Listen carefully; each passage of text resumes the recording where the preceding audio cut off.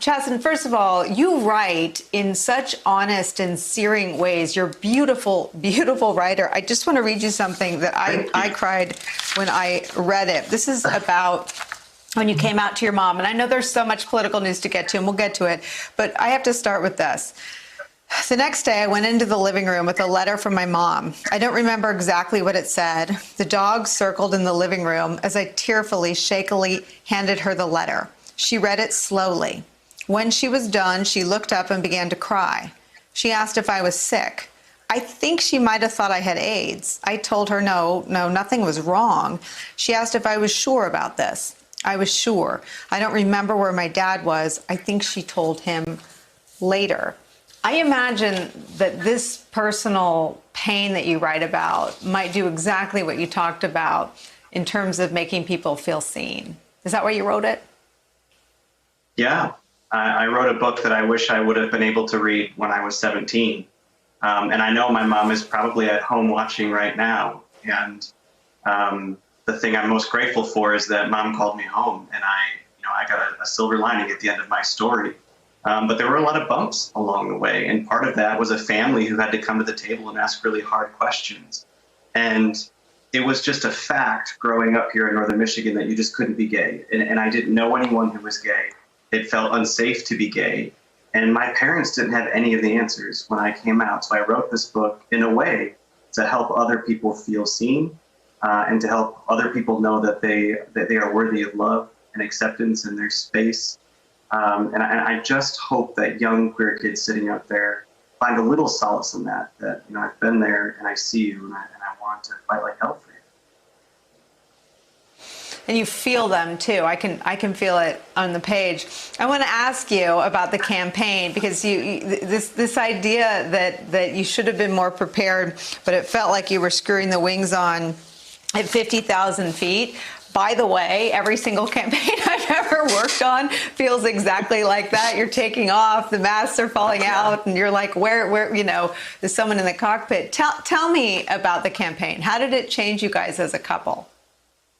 Well, it's funny that, when Pete asked if we should consider this idea of him running for president, I just said, sure, why not? I didn't know what running for president was like. And so, I supported him and I kept folding the laundry. And, obviously hindsight is 20/20. But the campaign, I think if you just spend all day on TV or on Twitter, it looks awful and exhausting. And it can be exhausting. But it was so inspiring, too. And I read about that in the book as well. You have to go out and look for the good. And when I was talking with those kids, when I was touring the LGBTQ centers, when I was talking with young Black trans women who have been pushed out of the foster care system, who are struggling to find work, and you're holding these people's hands and you're talking about hope, and you're talking about what an American administration could look like that is truly accepting of other people, who names the violence, who names these communities who are struggling. That is where all the good came from, because you're out there doing the work and you see all of the other people who are rolling up their sleeves doing the work. Sure, it could be exhausting. You're in 5 states a day sometimes. You forget to eat and drink water. But at the end of the day, this country is a remarkable place full of wonderfully, just amazing people doing the work. And that was so inspiring.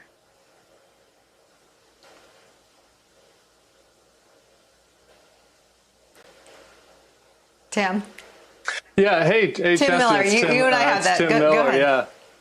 Hey, Liz wanted me to say hi, by the way. Hey, look, I wrote this article about you guys right after your announcement. It was about something that was kind of perfunctory for most politicians, but not for you guys. It was the fact that you kissed at the end of the announcement. And I just heard from all these gay men, particularly my age and my era, who were really struck by that. And I think it's because a lot of us have this sort of low-level anxiousness about PDA among gay men that maybe straight people don't quite get it. And so I was wondering to hear it from the horse's mouth, hear if you guys thought about that at all, what kind of impact it had, what it was like to kiss your husband in front of the whole world like that.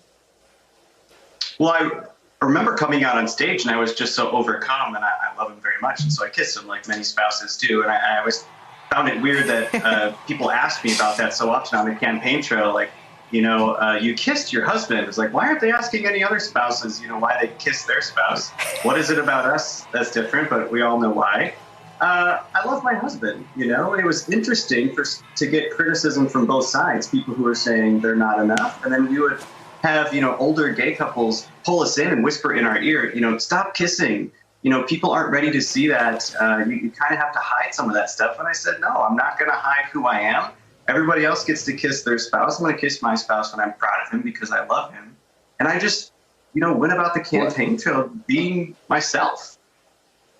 What's your take on why that criticism came from the left? I just thought that was so stunning to me, how much criticism there was from the left, and I guess we should have expected it. I don't want to let my people off the hook on the right. That's, you know, it was sort of expected, but it was shocking how much you got of this not gay enough type of criticism. Did you see that coming? What do you think was behind it? Yeah, I mean, well, I've never done it before, so I didn't exactly, you know what to expect.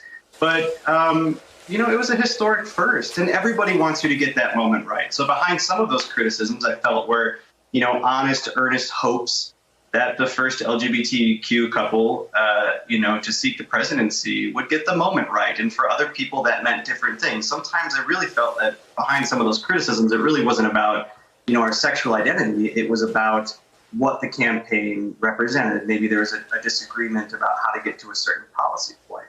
You know, I've been dealing with a lot of that pushback my entire life, right? I grew up in a pretty homophobic, conservative place in northern Michigan at the time. And it was very much expected to come from the right. And I will not lie, and I write about it in my book. It did hurt sometimes when people from my own community said I didn't belong to it, simply because of how I looked or how I dressed or how I talked, or, you know, a policy point that my husband had put out.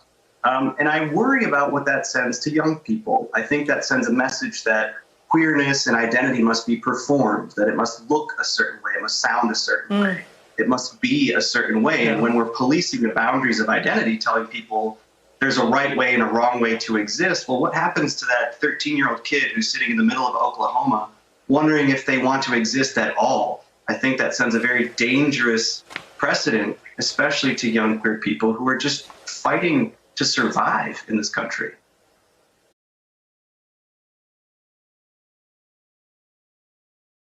Hey there, I'm Chris Hayes from MSNBC. Thanks for watching MSNBC on YouTube. If you want to keep up to date with the videos we're putting out, you can click subscribe just below me or click over on this list to see lots of other great videos.